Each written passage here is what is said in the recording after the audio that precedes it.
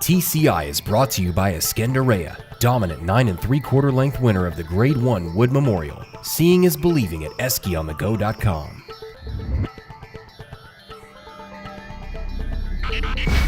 Welcome back to TCI, your inside track to the Triple Crown alongside Joel Cunningham. I'm John Siegel. Joel, we have two major preps to talk about, but first we need to see how last weekend affects the TCI top 10. Let's start off with the Louisiana Derby because that's where we see our number one revolutionary. Joel, were you at all concerned at how far back he was and how wide he had to go to win this race? You know, I was concerned about how wide he was, certainly. Not how far back he was. You know, that's the type of colt that he is, John. He's just going to be a closer. I think we've kind of made peace with that by now. He got the opening half mile he needed, 22 and change, 23 and change, really strung the field out and allowed him to, you know, play into a closer's hands a little bit in the fact that they went so quick early. But they really slowed it down that second half mile. I mean, they went 51 and change, I believe, for that internal half mile. So when you saw these horses, you know, sort of making that big middle move, it really wasn't a big middle move. The speed was just stopping, John. Revolutionary was part of that middle move, so to speak. He was out there very wide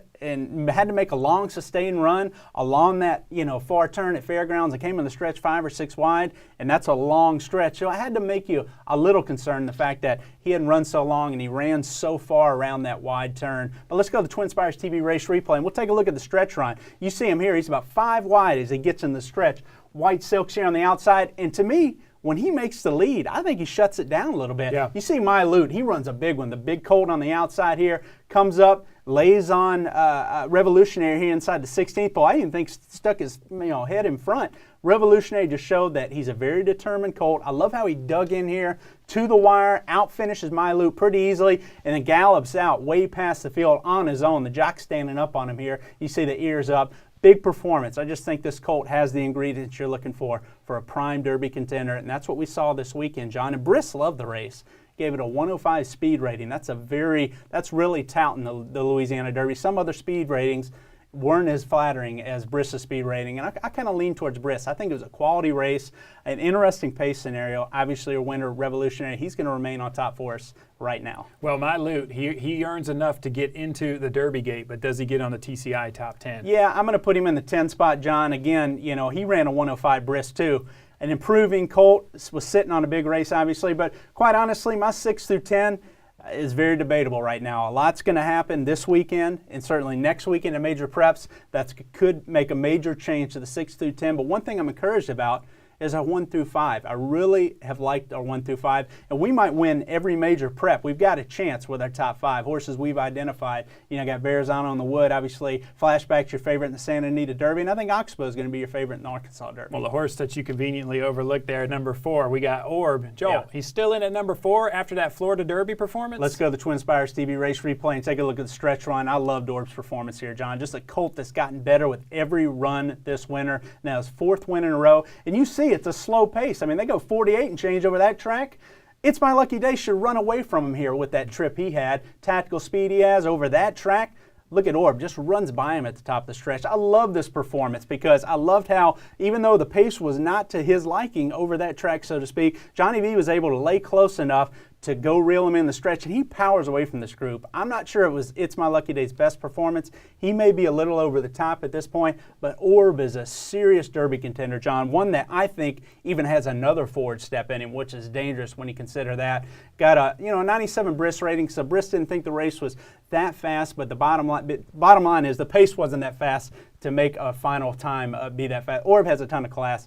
Love this performance going forward. All right, I'm going to leave it there at number 4. I'm going to say, okay, we'll have him there, but we'll see what happens next week because that was an impressive performance. He'll be higher than number 4 if I had to predict. I just don't think it's fair to start playing musical chairs with the top 5 until the other few colts that we have in that top 5 have an opportunity to run. And you never know, Revolutionary might not be number 1 in a couple weeks. All right, fair enough. Another horse that earned a berth into the Derby gates was the UAE Derby winner. Joel, I saw this horse personally, was lucky enough to be over there. You know, he's a good-looking horse. Connections are very excited about coming over, but I spoke with Pat Cummings while I was over there. He's concerned that the race was very slow. Not sure this horse will be a major factor in the Derby. Well, he's a beautiful bred colt. You know, Joe Allen, Coolmore connections. I mean, there's a lot of royal bloodlines in this colt. He should certainly get the distance. You see he has a little tactical speed, But you know what? They did this last year with Daddy Longlegs, and it didn't work coming to the Derby. I think he was well meant for this race. I think he won pretty easy, kind of hung when he made the lead, it looked like. So a well-meant colt. Is he Derby material on the dirt? Against 20 horses taking, kickback in his face?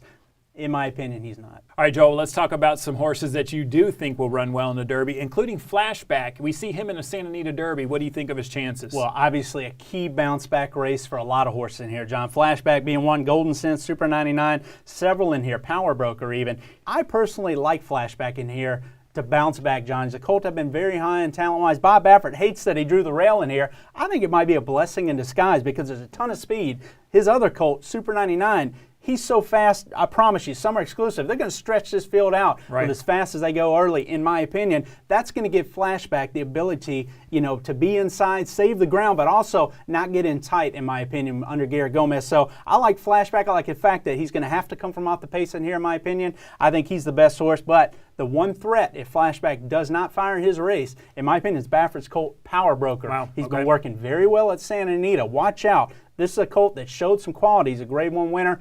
Big colt, long strides, watch out in the stretch. All right, you're talking about quality colts. We need to talk about two of them that are running in the Wood Memorial. Joel, of course, I'm talking about Verrazano and Vijak. They're both undefeated. Joel, you've been concerned about distance with these colts. Do you think that they can get the distance in the Wood Memorial? It's the battle of the V's. Vijak, you talk about distance, but he has a home field advantage. He's training very well for the Wood. I think a lot of these colts will handle mile and eighth.